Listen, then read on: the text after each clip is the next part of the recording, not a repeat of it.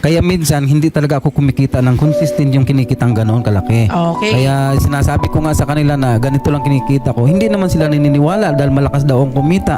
Oh. Mayroong pagkakataon na masama ang pakiramdam ko. Tama. Mahal naman kasi. Gusto ko mag-aral, Paps.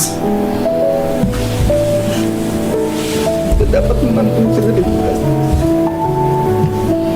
Ayoko magkayaan tayo dito.